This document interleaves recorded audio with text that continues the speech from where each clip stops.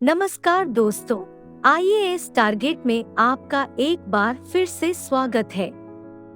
जैसा कि आप जानते हैं कि हमने आपके लिए एथिक्स सब्जेक्ट पर वीडियो सीरीज स्टार्ट की है और उसी सीरीज को आगे बढ़ाते हुए हम अपने इस वीडियो में अब्राहम लिंकन के बारे में डिस्कस करेंगे। परिचय। अब्राहम लिंकन 1809 से 1865 एक अमेरिकी राजनेता और वकील थे, जिन्होंने 4 मार्च 1861 से 15 अप्रैल 1865 तक संयुक्त राज्य अमेरिका के 16वें राष्ट्रपति के रूप में कार्य किया था और अप्रैल 1865 में उनकी हत्या कर दी गई थी। लिंकन ने अमेरिकी गृह युद्ध के दौरान देश का नेतृत्व किया। अमेरिकी गृह युद्ध, जो कि अमेरिका के इतिहास में सबसे बड़ा रक्त युद्ध था, लिंकन ने संवैधानिक, नैतिक और राजनीतिक संकट के बीच में देश का नेतृत्व किया।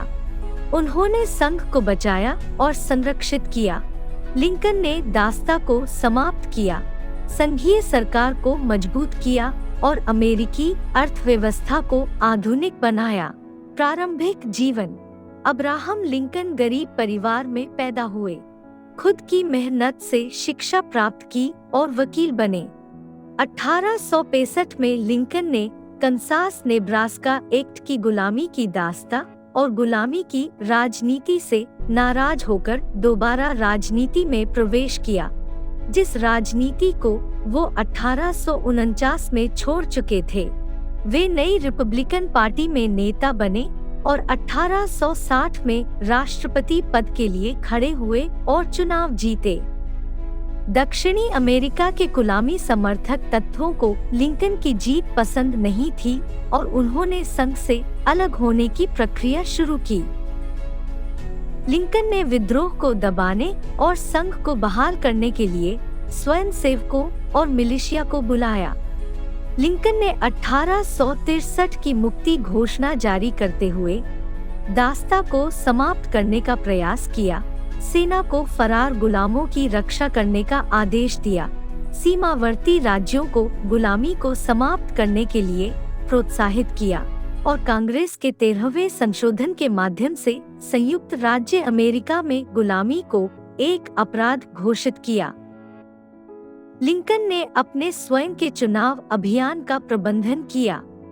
लिंकन ने अलगाववादियों के खिलाफ प्रतिशोध की भावना से बचकर अपने क्षतिग्रस्त राष्ट्र को समेटने की कोशिश की। कुछ दिनों बाद उन्हें 14 अप्रैल 1865 को जॉन विल्क्स बूथ ने उन्हें गोली मार दी, जो कि एक अभिनेता था और कॉन्फेडरेट के प्रति सहानुभूति से प्रेरित था, और अगले दिन उनकी मृत्यु हो गई।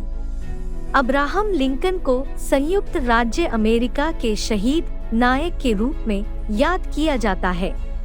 उन्हें लगातार विद्वानों और जनता द्वारा सबसे बड़े अमेरिकी राष्ट्रपतियों के रूप में याद किया जाता है। धार्मिक और दार्शनिक विश्वास। एक युवा व्यक्ति के रूप में लिंकन एक धार्मिक संदेहवादी व्यक्ति थे और कभी भी चर्च में शामिल नहीं हुए। बाद के जीवन में लिंकन द्वारा धार्मिक कल्पना और भाषा का लगातार उपयोग अपने दर्शकों तक पहुंचने के लिए एक उपकरण हो सकता है। वह बाइबल से गहराई से परिचित थे। लिंकन अपनी मान्यताओं के बारे में निजी थे और दूसरों की मान्यताओं का सम्मान करता थे। लिंकन एक सर्वशक्तिशाली ईश्वर में विश्वास करते थे, जो घटनाओं को आकार देते हैं, और 1865 तक प्रमुख भाषणों में लिंकन ने ईश्वर में विश्वास को लगातार व्यक्त किया। 1840 के दशक में लिंकन ने आवश्यकता के सिद्धांत को आत्मसात किया। यह एक विश्वास है कि मानव मन को कुछ उच्च शक्ति द्वारा नियंत्रित किया गया है। अपने बेटों एडवर्ड और विली की मौत के बाद लिंकन ने धर्म की तरफ रुझान किया, अपने आप को सांत्वना देने के लिए। उन्होंने इस समय लिखा था कि भगवान संघ को बचा सकते थे, ये नष्ट कर सकते थे, और ये मनुष्यों के बीच लड़ाई निरर्थक है। इस राजनीतिक बयानबाजी में गहरे धार्मिक विषयों के संदर्भ में संघ उनके व्यक्तिगत धर्मनिरपेक्षता यह शायद नास्तिकता को संरक्षित करने के लिए अमेरिकी राष्ट्र को युद्ध में उतारने का फैसला किया। लिंकन का लोगों द्वारा चुनी हुई सरकार में विश्वास था और नागरिक स्वतंत्रता के लिए उनकी गहरी प्रतिबद्धता के फलस्वरूप उन्होंने बंदी प्रत्यक्षीकरण, जिसे हम हैबियस कार्पस भी कहते हैं, को निलंबित कर दिया।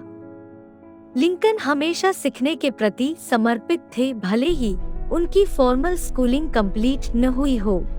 गिन्नी लिंकन को एक ऐसे अभिनेता के रूप में उजागर करती है जिसकी फिलोसोफी तर्कवाद और संयुक्त राज्य अमेरिका के संस्थापक दस्तावेजों की कानूनी व्याख्या पर आधारित था, न कि उन्मूलनवाद, धर्म या संघ के प्रति एक आदर्शवादी प्रतिबद्धता के आधार पर।